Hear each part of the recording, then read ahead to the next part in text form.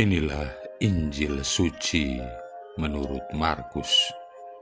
Sekeluarnya dari rumah ibadat di Kapernaum, Yesus dengan Yakobus dan Yohanes pergi ke rumah Simon dan Andreas. Ibu mertua Simon terbaring karena sakit demam. Mereka segera memberitahukan keadaannya kepada Yesus. Yesus pergi ke tempat perempuan itu, dan sambil memegang tangannya, Yesus membangunkan dia, lalu lenyaplah demamnya. Kemudian perempuan itu melayani mereka. Menjelang malam, sesudah matahari terbenam, dibawalah kepada Yesus semua orang yang menderita sakit dan yang kerasukan setan. Maka berkerumunlah seluruh penduduk kota itu di depan pintu. Ia menyembuhkan banyak orang yang menderita bermacam-macam penyakit dan mengusir banyak setan. Ia tidak memperbolehkan setan-setan itu berbicara, sebab mereka mengenal Dia. Keesokan harinya, waktu hari masih gelap, Yesus bangun dan pergi keluar. Ia pergi ke tempat yang sunyi dan berdoa di sana. Tetapi Simon dan kawan-kawannya menyusul Yesus. Waktu menemukan Yesus, mereka berkata, "Semua orang mencari Engkau." Jawab Yesus, "Marilah kita pergi ke tempat lain, ke kota-kota yang berdekatan, supaya di sana juga aku memberitakan Injil, karena untuk itu aku telah datang." Lalu pergilah Yesus ke seluruh Galilea, memberitakan Injil dalam rumah-rumah ibadat mereka, dan mengusir setan-setan. Demikianlah sabda Tuhan. Saudara-saudari yang terkasih, dalam artian tertentu, kita dapat mengatakan bahwa Injil Markus adalah Injil mujizat-mujizat Yesus. Dalam bab 1 yang telah kita baca 2 hari ini saja, kepada kita telah disuguhkan cerita-cerita tentang mujizat-mujizat Yesus. Mujizat pertama dalam Injil Markus diceritakan dalam bacaan Injil kemarin, yakni peristiwa pengusiran roh jahat yang pertama. Pada bacaan Injil hari ini kita membaca narasi singkat tentang penyembuhan atas diri ibu mertua Petrus yang menderita sakit demam. Mujizat ini disusul dengan catatan-catatan seperti berikut.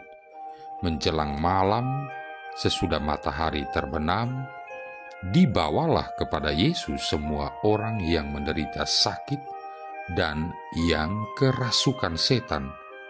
Seluruh penduduk kota itu pun berkerumun di depan pintu. Ia menyembuhkan banyak orang yang menderita bermacam-macam penyakit dan mengusir banyak setan. Catatan-catatan dalam Injil ini tentunya mengindikasikan bahwa mujizat penyembuhan dan pengusiran roh jahat oleh Yesus sungguh banyak. Saudara-saudari yang terkasih, saat kita membaca, merenungkan narasi Injil seperti ini, sadarkah kita bahwa Yesus yang berkarya di Kapernaum dan banyak tempat adalah Yesus yang sama yang kita jumpai dalam perayaan Ekaristi, teristimewa ketika kita menerima komuni kudus? Tidakkah kita memikirkan fakta bahwa Yesus dalam Injil ini, Allah manusia yang telah bangkit dari antara orang mati, kini hidup sebagai Allah dan sebagai manusia di antara kita.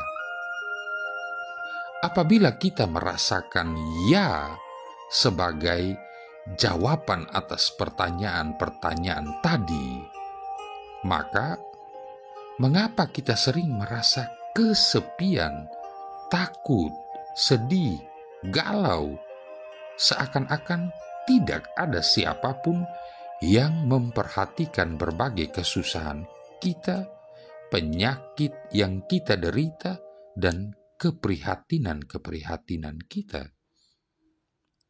Yesus Kristus adalah Tuhan dan Juru Selamat kita. Tentu saja Dia memperhatikan kita hari ini tidak kurang daripada Dia memperhatikan dengan penuh bela rasa dan belas kasih orang-orang yang hidup di tanah Palestina pada zamannya. Namun, yang dibutuhkan dari kita hanya satu syarat, dan syarat itu mutlak, yaitu iman. Iman sebesar biji sesawi. Saudara-saudari yang terkasih, sungguh agak aneh dan mengherankan apabila kita yang telah diberikan karunia iman olehnya malah kehilangan rasa percaya akan kebaikan dan kuasa Yesus Kristus sesuai dengan iman kita itu. Kita tidak perlu mengharapkan terjadinya mujizat untuk semua masalah kita. Namun, kita tentunya harus mempunyai rasa percaya dan yakin bahwa dengan pertolongan Yesus Kristus, dalam berbagai upaya kita akan mengangkat beban-beban masalah kita. Seandainya upaya kita itu tidak seturut kehendak Allah, maka rahmat Kristus akan membawa pencerahan bagi pemahaman kita, menolong kita untuk dapat melihat kehendak-Nya dalam pencobaan-pencobaan yang kita hadapi, dan memberikan damai sejahtera serta ketenangan yang tidak dapat dirampas oleh krisis duniawi manapun. Oleh karena itu, marilah kita membawa segala sakit penyakit kita, fisik dan psikis, kepada Yesus Kristus, Sang Tabib Penyembuh, Dokter Agung, seperti yang dilakukan oleh orang-orang di tanah Palestina dulu, dan juga kaum beriman lainnya dari masa ke masa. Marilah berdoa. Allah Bapa kami di surga, siapakah Engkau sehingga memperkenankan kami ikut serta dalam hidup-Mu? Kami mohon, semoga perjanjian-Mu Kau perbaharui setiap hari, dan semoga kami semakin mengimani bahwa Engkaulah Allah dan Bapa kami.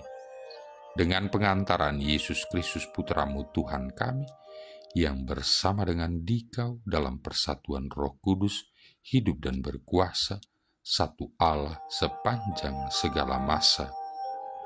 Tuhan memberkati kita sekalian, Bapa, Putra, dan Roh Kudus.